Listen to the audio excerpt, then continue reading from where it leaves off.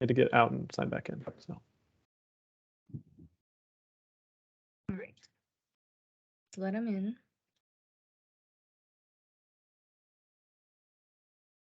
Oh, there he is.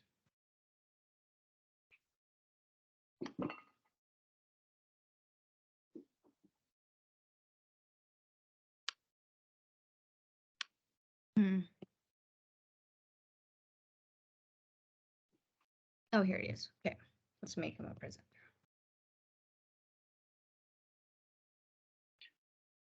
All right, I think, Bradley, you should be on now. Yep. Yeah, it made me restart my browser. So, yeah, I'm back. That's okay.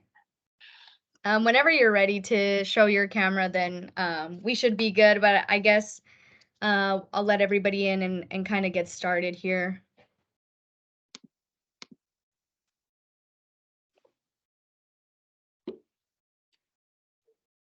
Yeah, so thanks for everybody in the USL ecosystem for being a part of our Impact series this month. I'm Maudi Urquades, the digital host and social media manager here at the USL. So really excited to get to talk to our friends in Vermont and then also from Green Sports Alliance and have some really positive discussions about sustainability. So this Impact series will explore the intersection of sustainability and soccer.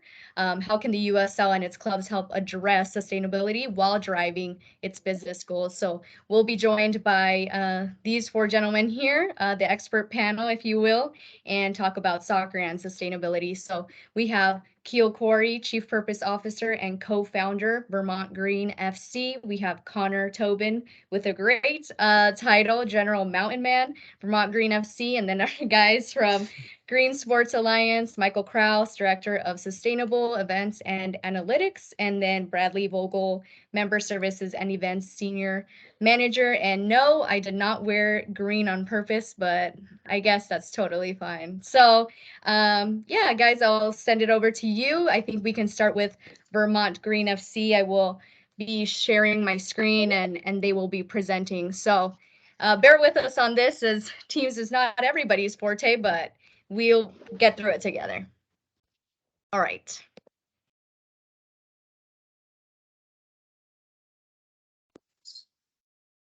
Let's start from the beginning, obviously. Here we go. Can everybody see my screen? Awesome. Yes. Okay, cool. I think we got it. Take it away, guys. All right. Well, my name is Connor Tobin. Again, General Mountain Man in Vermont. First of all, really cool to be involved in this, and it's a pleasure to be here. I think from a Vermont Green perspective today, we kind of want to cover kind of what we believe in Vermont Green, why soccer is such a powerful catalyst for change, why we're focused on environmental justice, and we'll talk a little bit about kind of some of the goals that fall within that, and kind of some highlights from our first season, because it was really a season where we learned a ton. So we can jump right into this. If we could jump to this next slide here. So first of all, Vermont Green, I think as a club, we fully believe that soccer could be a powerful catalyst to push the entire world to honestly be more sustainable and socially just. We have used the lens of environmental justice to kind of focus all of our community work. It really comes back to the founding of the club, and the people involved really felt like soccer is this thing that's out there that's super cool, super engaging, highly entertaining. But quite honestly, if we boil it all down, like, why do we do this? We always felt that a club should be more than just soccer. So kind of our tagline this last year became, we're a soccer club where you don't even need to care about soccer to do this, because we're talking about things that impact us at even a deeper level than just entertainment. You can jump to the next slide. In terms of why soccer and why a soccer club to attack environmental issues, I think we feel that soccer in its purest form reminds us that we're part of something that's bigger than just ourselves. We feel that clubs have a really unique opportunity to cut through polarization. Where obviously there's a bunch of issues that our society is divided on, but soccer gives us a place to come together, and really that collectivism gives us the opportunity to shape culture and to actually attack a lot of these issues that are pretty complex. That collective spirit of the beautiful game gives us a guide for how we actually can maybe overcome some of the roadblocks that we've had in terms of attacking environmental issues. Next slide. So why environmental justice? Before I get into kind of the why, I kind of want to give a definition of environmental justice because I think it's important here. Environmental justice is a social movement that fights for the equal distribution of environmental benefits and burdens in our society. So this is a lens that allows us to understand how human rights, equality, and environmental stewardship are all interconnected. Basically, we're acknowledging that environmental issues, you can't tackle them in an equitable way without also addressing the social intersection of all those things. Why do we choose this as a club is kind of the basis of everything that we're going to do. One, we felt like our local community in Vermont are highly concerned and motivated to engage with social justice issues and environmental stewardship. It's something that our local community on both those axes care highly about. We also felt that in terms of the environmental story, that we felt a different story was needed to galvanize more people to care about it. And that it's really the intersectionality of not just environmental issues as kind of these standalone things, but that being connected with the social issues that impact so many people on a day-to-day basis, that intersectionality was a chance to tell a different story and get more people connected and caring about what was going on. We definitely feel that nature and society are interdependent and they need solutions that acknowledge that and address that. In terms of what that looks like, I'm going to turn it over to our guru, Keil, who will go into kind of how did we weave all this in. He's really the mastermind behind all of this. Thanks, Connor. Can everyone hear me and see me all right? Am I coming through? Yep. So. Okay, great. Well, guru and mastermind are definitely way too highfalutin for me. I'm really feel honored and privileged to be part of this project, and having hosted it in the state I grew up in is very meaningful. And so it's a pleasure to be here to talk about this. The club prioritized 5 goals in our pursuit of environmental justice. One of those was to become net zero. And what net zero means is that we reduce our emissions as close to zero as possible, and then have a plan to address residual climate pollution by reabsorbing those emissions, either with nature or technology. And the pathway that climate scientists have said is necessary to avoid irreversible climate breakdown is to reduce our global emissions in half by 2030 and to achieve net zero by 2050. So we're following the Science Based Targets Initiative, which is an organization that is a global leader in defining and promoting the best practices in emissions reductions and net zero targets that are in line with climate science for the corporate sector. Why we're doing this? Well, there's a few reasons. One is that the impacts of climate change are already being felt in Vermont. And 2, that we really believe the future of our club is at stake if we allow our climate to break down on a global level, which, if you've been reading any of the news recently, appears we are shockingly close to that possibility and may have passed several climate tipping points. And at the heart of this crisis is social injustice, in that the negative impacts of climate change disproportionately harm people with the fewest financial resources and capacities to adapt to the impacts, most of whom have contributed least to the problem. So we are obviously not on the right trajectory globally. And so as a club, we feel a responsibility to play a part for the reasons that I've just mentioned. So we aspire to become an anti-racist soccer club. So like climate change, systemic racism is real and is the result of centuries of racial injustice. Racial disparities in wealth, employment, education, criminal justice, housing, healthcare are all well documented and are driven by discriminatory policies and practices. These same policies and practices create disproportionate environmental and health hazards for BIPOC communities, whether that's greater exposure to the threats of deadly heat waves and flooding, which are the results of climate change, or disproportionate exposure to air and water pollution or toxic chemicals from industry. A third goal of ours is we are using our merchandise to advance our mission. So we're working with vendors that prioritize environmental and social responsibility and allow us to move towards a circular merchandise model instead of the conventional linear take, make, use, and waste model. One quick stat to help you wrap your heads around the importance of this goal and the circular approach is that we burn or landfill 1 garbage truck of clothing every second, which is enough to fill 1.5 Empire State Buildings every day. And the burning of our waste is a major environmental justice issue. Research shows that 79% of municipal solid waste incinerators are located in low-income and BIPOC communities.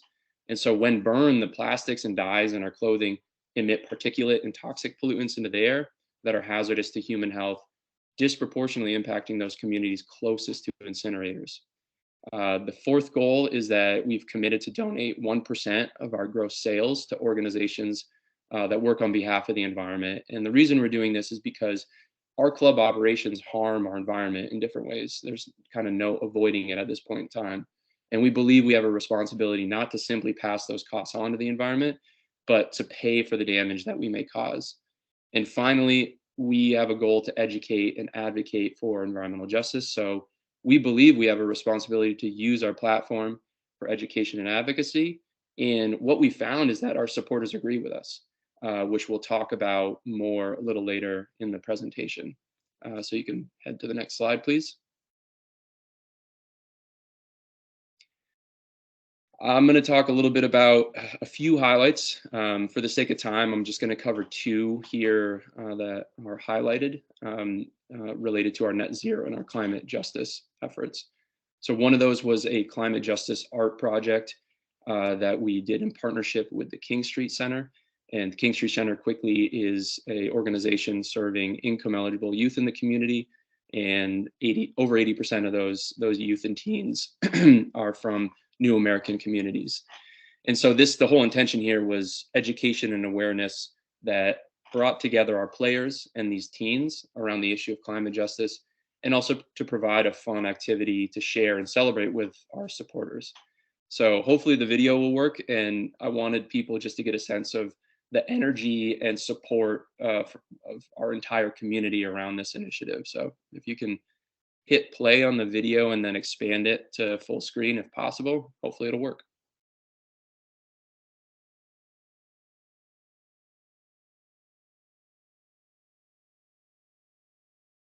Oh, we may not have audio. That's all right. You guys can get the feel.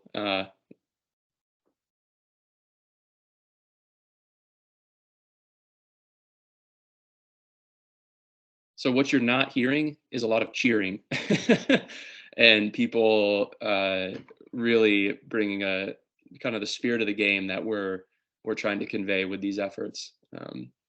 So that was a halftime spotlight at our final home game that we sold out with 2,500 fans.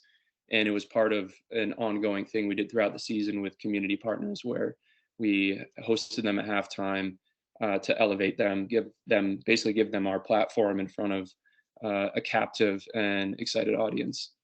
The other highlight I'll talk about is the Solar Career Day in partnership with King Street Center and our title sponsor, SunCommon, which is a solar energy company. And the point of this was to advance diversity, equity, inclusion in the solar industry and provide a venue for young people who are disproportionately impacted by climate change, to provide them with more economic opportunities that are aligned with an industry that's advancing climate solutions. So we found this to be an incredibly enjoyable and high value initiative that was great for both our community partner and our sponsor. The real quick across the other ones, we did some climate justice initiatives, including for our open tryouts, where we use that as an opportunity to calculate the transportation carbon footprint of trialists who came and buy carbon credits from projects that prioritized and had aspects of climate justice. And then we used the tryout tees as a way to share that message. We had community spotlight partners who were all working on climate issues in the community. And we also prioritized sponsors who were working on climate justice in different ways. Guayaki is a yerba mate company that's doing some amazing work in terms of climate justice in their supply chain. So we can go to the next slide.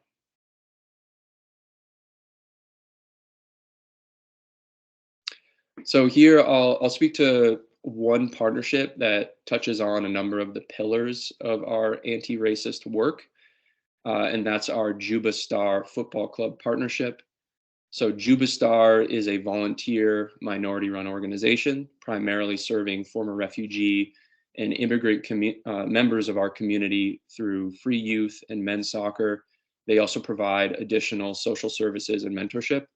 So they've been doing this work in Vermont for over 16 years and really demonstrate what it means to provide equitable access to soccer and have really helped make our communities more socially and culturally inclusive.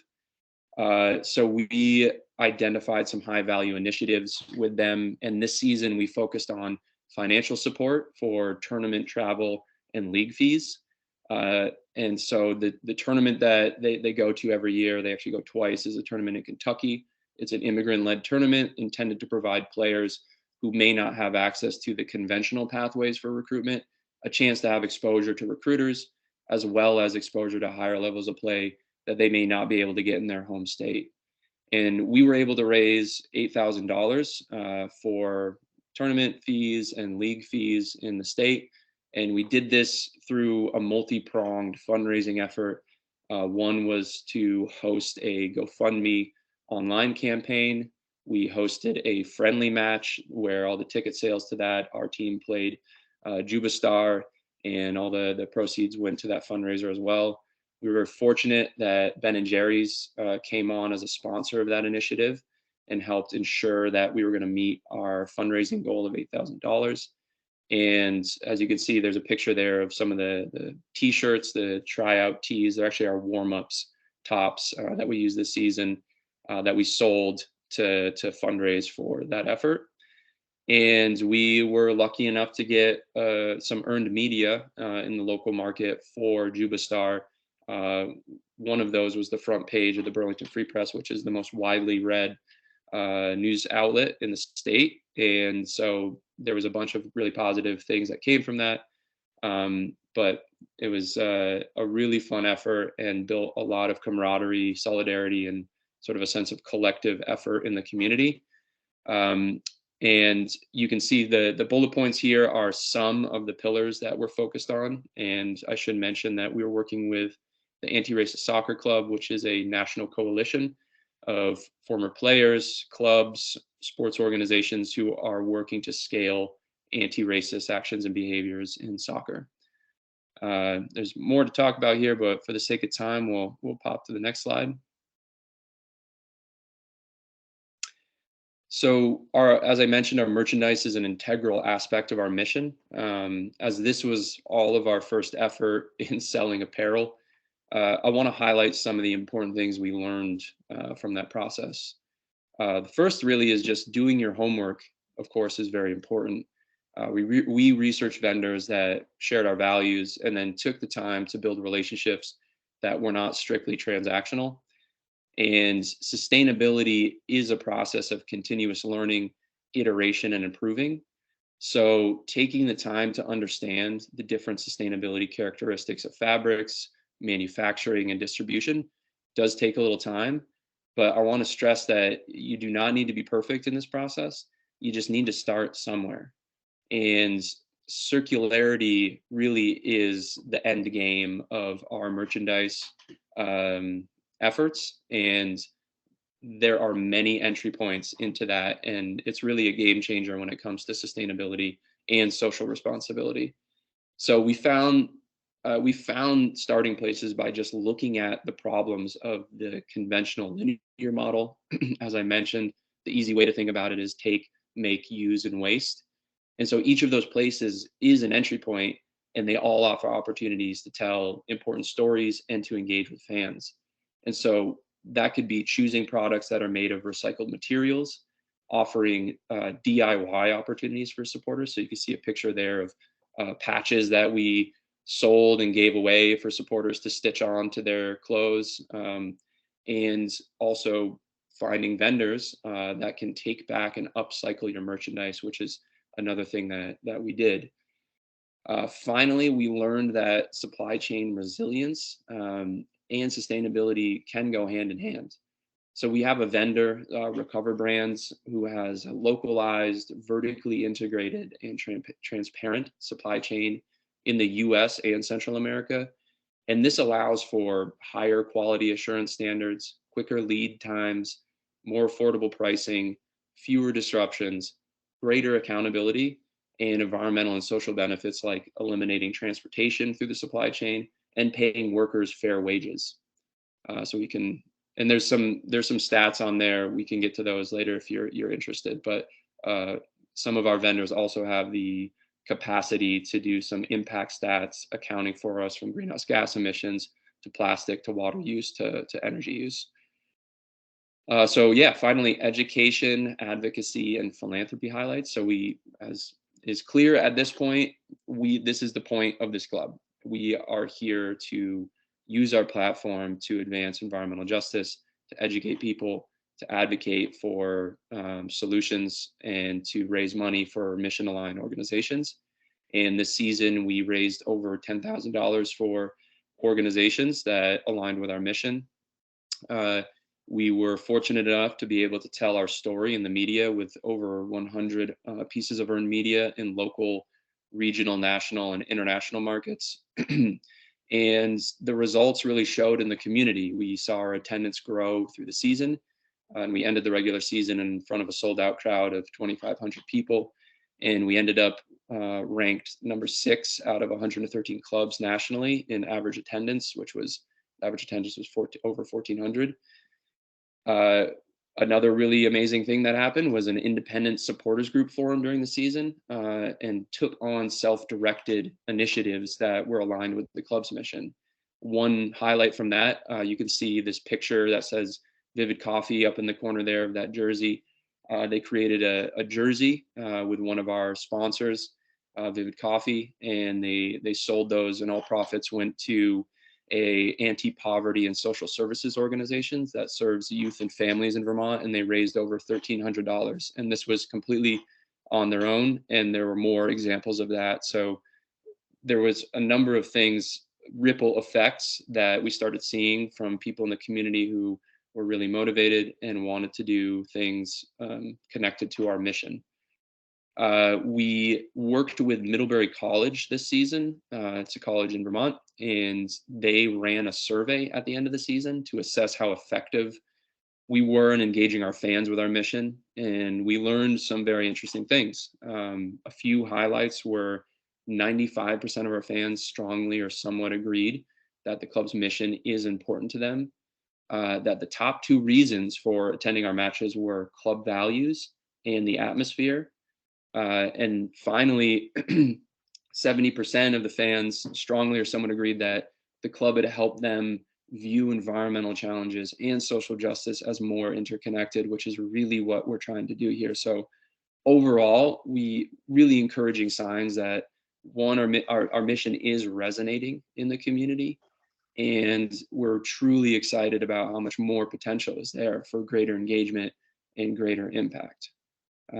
So you can go to the next slide here.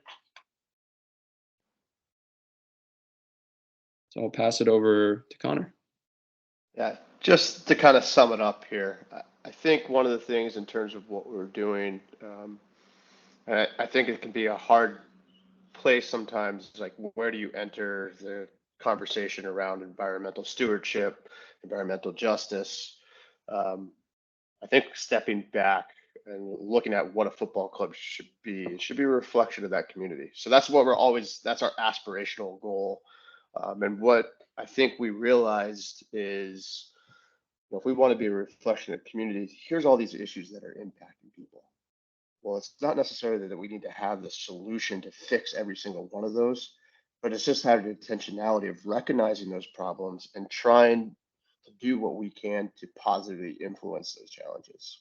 So kind of the last few takeaways, if we jump to the next slide here, for people that are thinking about interweaving environmentalism, environmental justice into what they do, here's a couple thoughts. Next slide. One, I think this is probably the biggest thing. be clear on your why. If you're going to attack these things, be authentic about it, and it has to come from a place of passion. That's so big, because when you attack big problems, there's obviously so many different things that go into it, and it's really hard to boil that down to solution. But if you're doing it because you're authentically caring about those issues and wanting to attack them, I think people recognize that and want to connect with it. I think the second big piece is engage your community. Again, addressing big issues takes collective effort. That's why soccer is such a big vehicle for tackling some of these issues. Our process, and really, I think you can boil down what we did. It's nothing kind of secret. We showed up, we started asking good questions and trying to listen to people, and then try to incorporate that into what we do. I think Keil kind of hit on this before. It's also important to realize you don't have to be perfect. I think it's recognizing wherever your starting point is, we're going to try to improve. Every day we're going to try to get a little bit better. And it's okay to, hey, we fell short in this area, and we could talk about falling short, because likely if you're falling short and kind of addressing issues like this, other people are falling short, and sharing that actually empowers people. And the last piece I would leave you with, and I think is one of the biggest highlights that we had from the survey that Keil mentioned, 98% of the supporters that we polled, and that was over 500 supporters, wish that more clubs were taking on issues like this. So I think we would leave you with the idea that come join us. Dealing with environmental problems is going to take all of us, and it's things that we're probably not thinking of at Vermont Green that maybe you're thinking of, and sharing that is something that we hope you guys will join us in.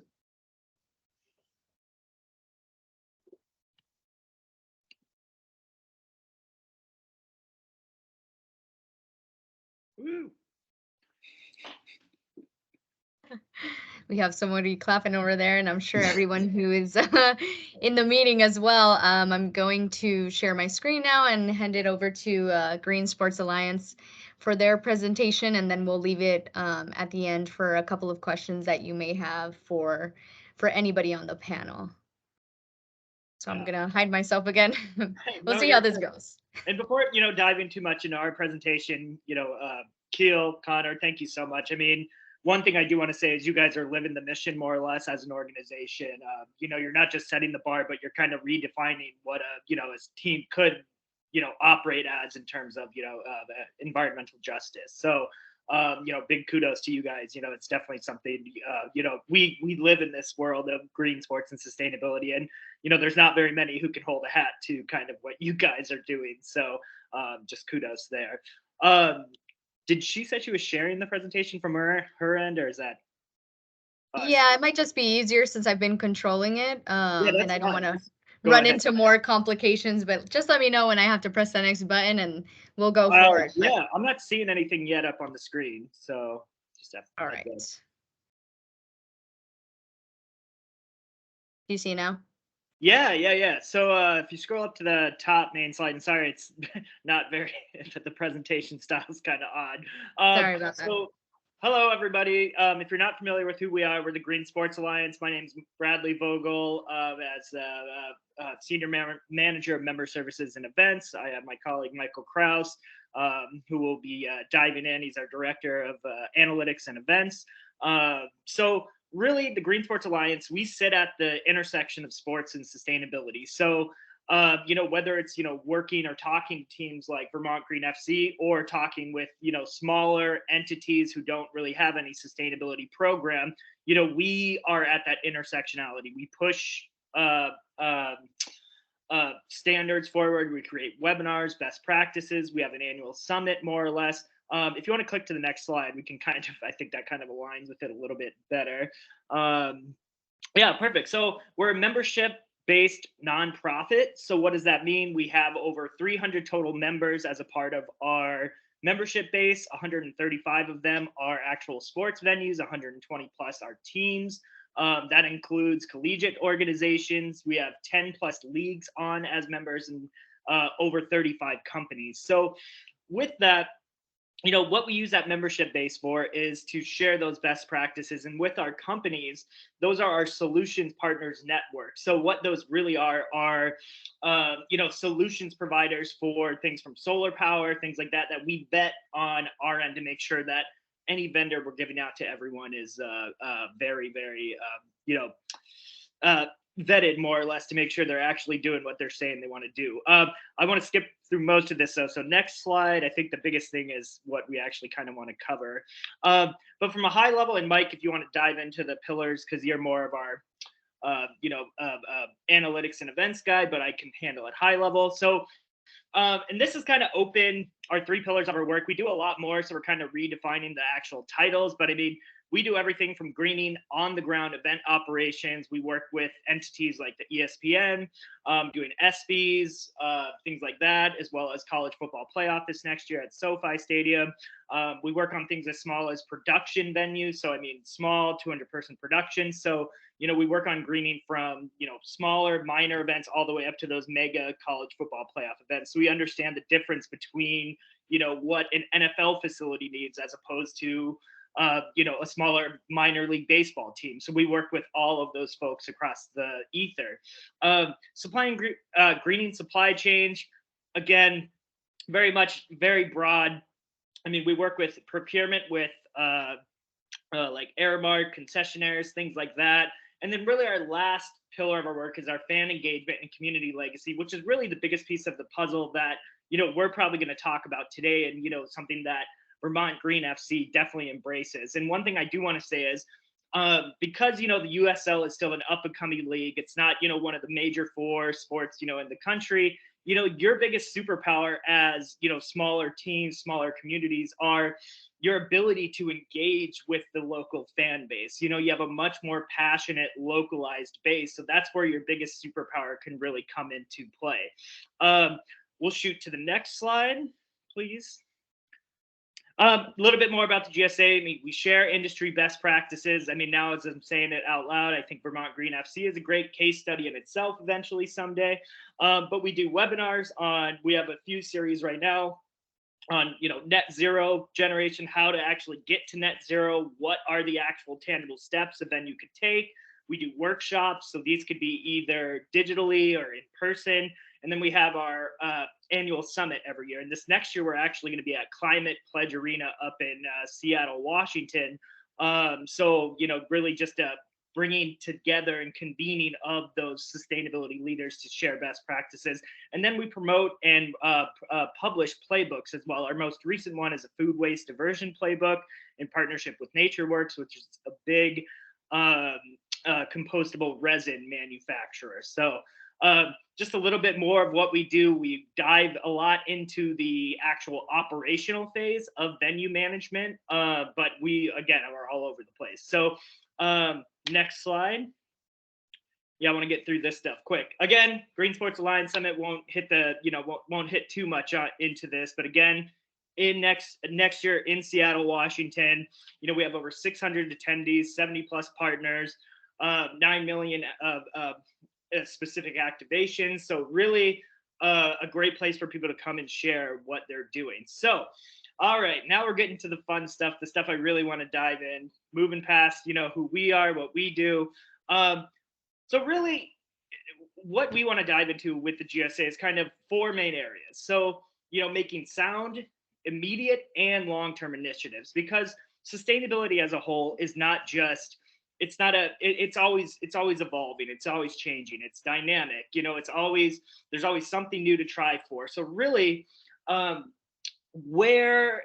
there's no really good starting point, more or less. Like you have entities like Vermont Green FC who have literally baked it into every aspect of their operations, or you could be someone who's just starting out saying, all right, where the heck do we take this in the short term and long term? So really, and I think the first point we have here is the role of a sports club. So if you click to that next slide, and really, I think Connor, you hit this, I think, really right on the head, more or less, with kind of your role and how you defined like what a sports venue and sports team, club, what have you, can actually do in that capacity. So looking at this from the lens of, a USL perspective. So, we're not looking at 100,000+ attended events. So really, what is the role of a sports club at that kind of level, the more localized level?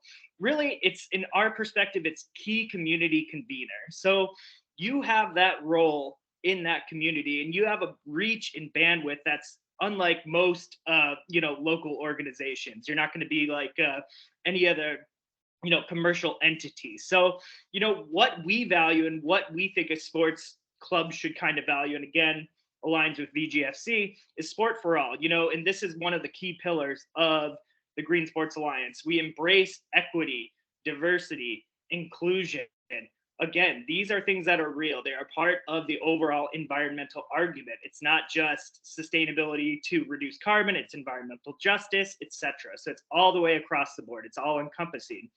We want sports teams to be the driver of positive change, and this is also their role. It's not just winning, that's obviously the goal, but if there's 30 teams to a league, there's only going to be one winner every year. So how can we engage fans that aren't just winning all the time? So to really start engaging and making these higher level changes.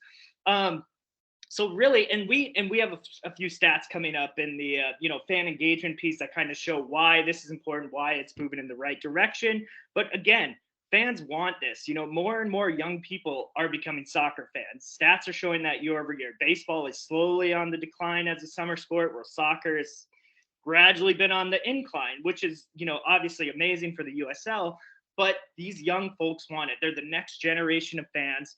They're going to be the next generation of sustainability leaders out there. So really, from our perspective, we want to encourage them and educate them to take that interest in, concern about the environment, and show them what can we actually do? What, career paths are even out there? What can you do to engage and challenge your club to be a better environmental steward? So that's where we see the role of a sports club within this context. But again, I think you guys already have a great example with VGFC as, what that, role could actually look like. So it's a great case study of, what does a sports team want to do? Do you just want to make money? No, it's more about engaging the local community. So really with that at the same, and we can skip to the next slide. Sorry, just start rambling on. But really, why is it important that sports do that? There is an unrivaled cultural influence of sports. So 81% of sports fans express that concern about the environment. So that is quite a large amount of sports fans. I mean, what other, entity or group besides the entertainment world, music and musicians, has that type of reach? There's really not much. So it's imperative that we use that cultural influence of sports, and not just sports, but soccer as a catalyst, because soccer is a more inclusive sport as a whole. It's the world's game. It's not so xenophobic, well, at least in the United States. In Europe, they still have racist issues, but, what else is new, But no, seriously. So it's really that, up and coming generation, forward thinking, more of the globalist perspective of like, we want to see these clubs doing the right thing.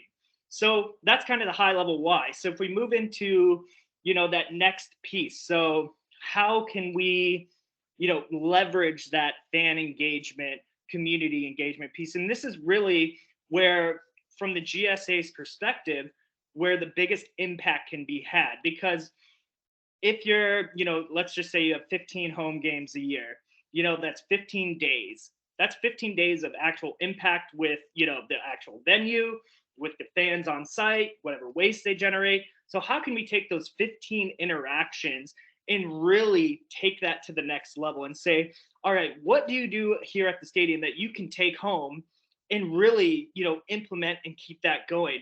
Really, the biggest thing from our side is the waste piece. And this is where we see the biggest synergies with waste diversion on site and waste diversion in the neighborhood. So I know I'm not kind of following along with the slides, but that's okay. So no, keep, you could go back to that other one. Sorry.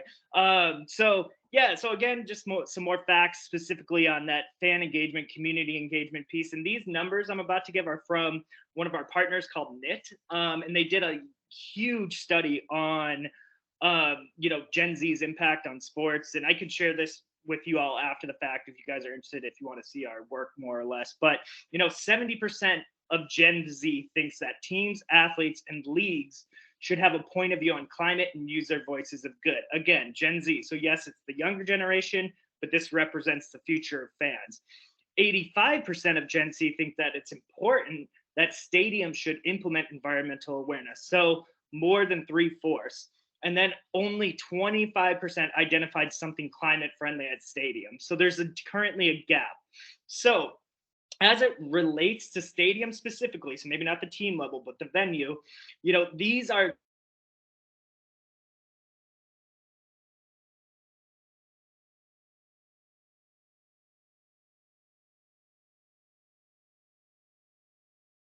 Bradley's gone. So I guess I'm in. Go ahead. Right. Well, this is why we bring two, because Wi-Fi can't handle 2 GSA. RIP is right. I'm gonna tie a bow on that one and say he covered that really well. Do you mind going back? Let's just skip to the next slide.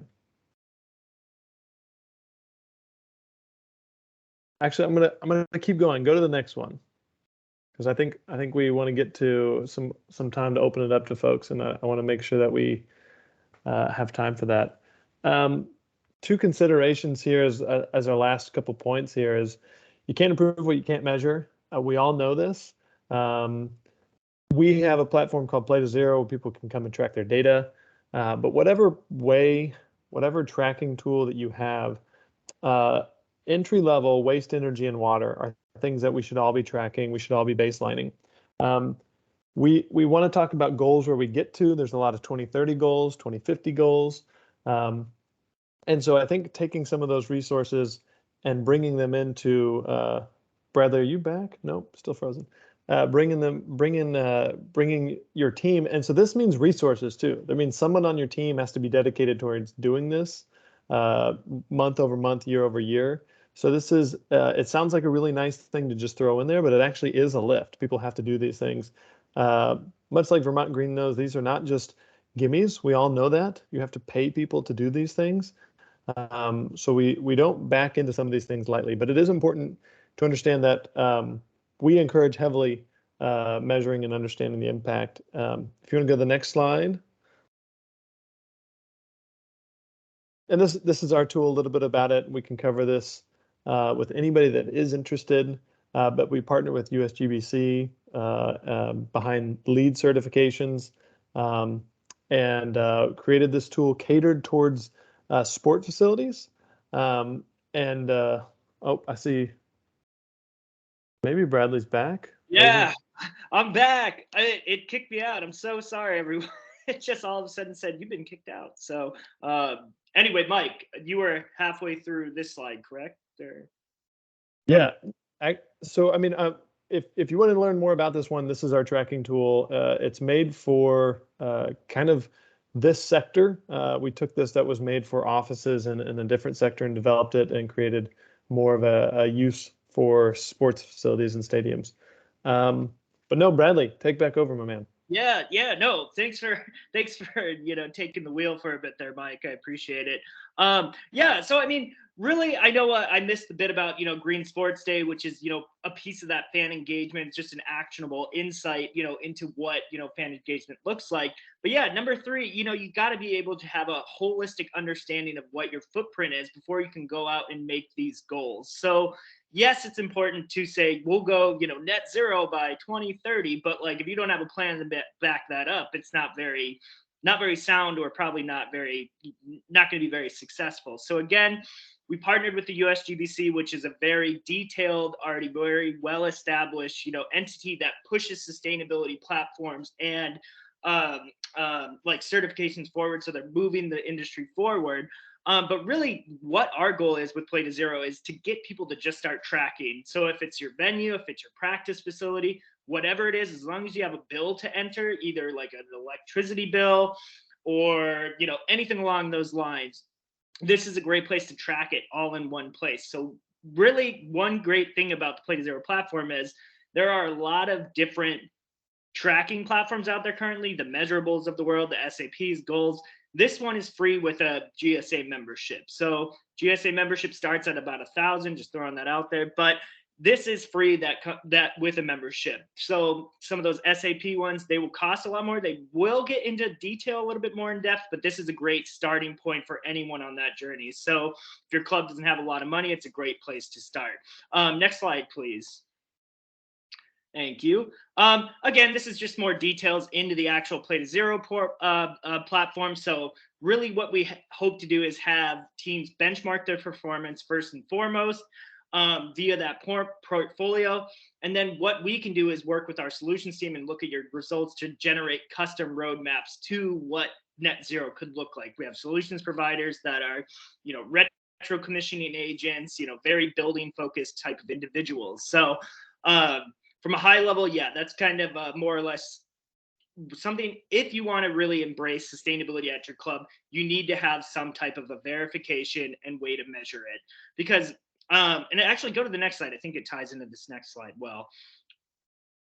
Yeah, and so this ties into the last thing, what to do. So if you're measuring and understanding your impact, don't greenwash. So what we say, and greenwash is a very all-encompassing term. There's a lot of gray area about it now, but really, one thing, and I'll give kudos to Mike. This is his quote.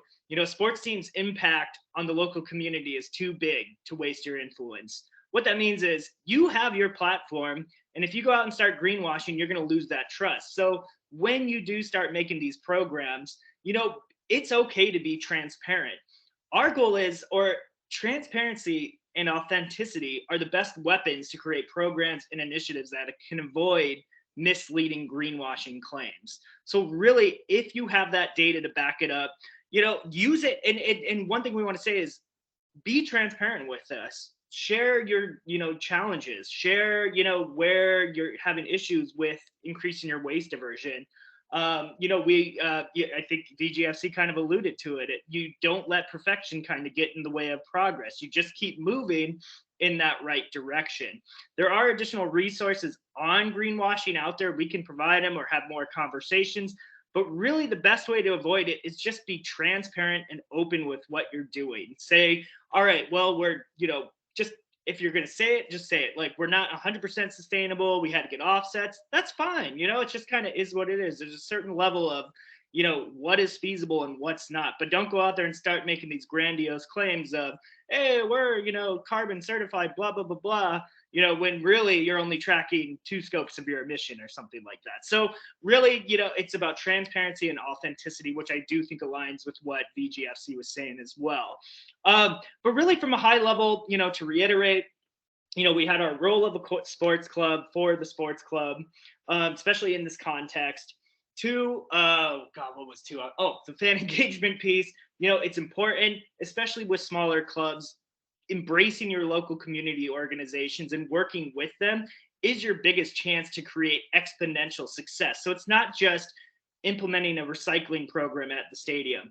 It's teaching kids who come to the event how to recycle at home, how to take what they learn there and put it out into the rest of the world to keep maximizing that impact. So we only have people for a very short amount of time, but what can we get to these fans and stakeholders to say, you can do this in your own life? My old mantra when I worked at a much larger stadium was, if I can get 66,000 people to, recycle properly, that should be an immediate indicator for anyone going home. Like, if 66,000 people can do this, I can do this, so that's kind of what mindset we want people to start thinking about when they leave these venues. So you can go to the last slide, and really that's more or less high level kind of our presentation.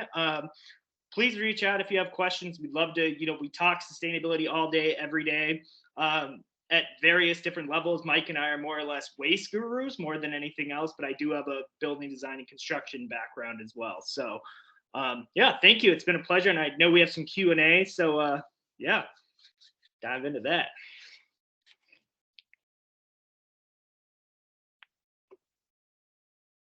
Yeah, I guess at this moment, I would just want to open it up to anybody who tuned in and see if they have any questions. But In the meantime, I do want to thank you all for putting together some great presentations, and hopefully our entire friends in the USL ecosystem feel like they learned something valuable today about the intersectionality of sport, specifically soccer and sustainability. So we'll see if those come through, but I do want to remind everybody that this is being recorded. So if you feel like you want to send that to other people that you know or that couldn't unfortunately make it, that will be available to you after the recording is processed, basically. But I see some people writing in the chat. So are you guys able to see those? Oh yeah, someone said, can you put the email contacts back on the screen? Yes, the presentations will be available to those who also attended and those who did not. But yes, I can share my screen again.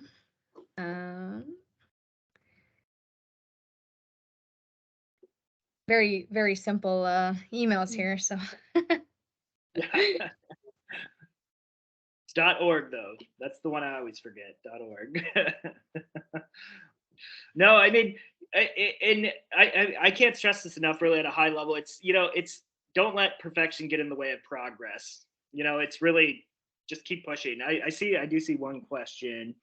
Any suggestions on reducing bottled water use? Bottled water, yeah. Ooh. I mean, that's a whole can of worms. Mike, do you want to touch that question? Suggestions on reducing water bottle waste? I'm very curious what Vermont Green does.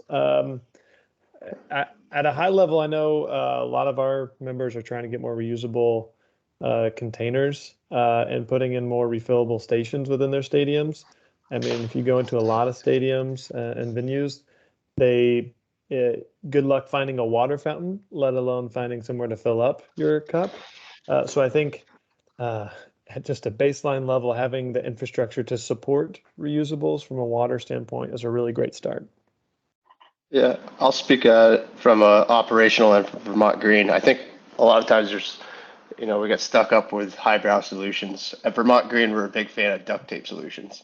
So we got actual water coolers and we would fill them. And it was dedicated. We had someone, as part of our operational stadium piece during the game, would go and check the large 10-gallon Gatorade jugs, make sure it wasn't empty. If it was empty, we'd fill it back up. But fans were encouraged to bring their own water bottles. They knew as soon as they came in that was something that was going to be there. It was just on a 8-foot plastic table right there at the front gate that they could all fill up. And Keil, I don't know if you want to add anything on that. That was our creative solution there. Yeah, that was it for this season. We did communicate that over our digital channels and made sure to have that, in our emails and basically every possible way we could communicate with fans. We let them know to bring water bottles. We also had recycled plastic water bottles that we had at the stadium for fans who needed that. And I'd say one of the biggest takeaways for me from this season was actually getting fans to understand like the waste. They need to pay attention to their waste while they're there. And so we sorted and weighed all the trash at the end of each game out in front, like where all the fans walked by. And so that people saw that was one of the main things actually that we got a lot of positive feedback on, people walking by and just expressing appreciation that we were making the effort to do that. And yeah, that took 3 of us every game, 15 to 30 minutes, depending on the size of the crowd, to go through that. And in the process, we learned quite a bit. We brought on someone reached out to us who is a consultant in the community who does waste management. She helped us do some very good communications around waste. And we learned a lot about the fact that our local waste systems actually were accepting certain plastic items that aren't actually recyclable. So we learned a lot about the whole process that season and communicated some of that during the season and have like next steps for the following season as a result of just doing that effort. But making it visible to fans, like that was huge for us. People really appreciated that.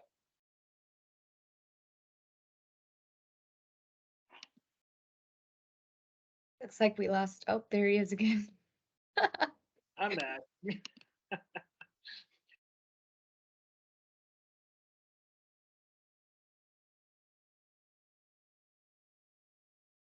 I'll throw one more in to maybe add to Keil's point there. One thing we recommend when we're working with folks is to align with what the local recycler is doing, to be a pillar of fan engagement and community impact. People are, in this country, not the best at recycling at home. So a lot of sports venues kind of go their own path in terms of procurement, aligning your procurement with what is truly recyclable. And I love what you said there, Keil, and that your recycler may accept a whole bunch of different things. Visit your recycler, visit your compost facility, see what they actually bail. You want to look at, like, that's the question you want to ask them. What do you bail? If they bail, it means it's getting recycled. Accepted doesn't mean anything. Bailing and selling the commodities on the back end is exactly right. And then set up your if you have labeled recycling bins or compost bins or fan engagement pieces, social media, whatever it is, however you're engaging your fan on those pieces, align them with what your city is doing, so people are actually learning how to recycle at the game.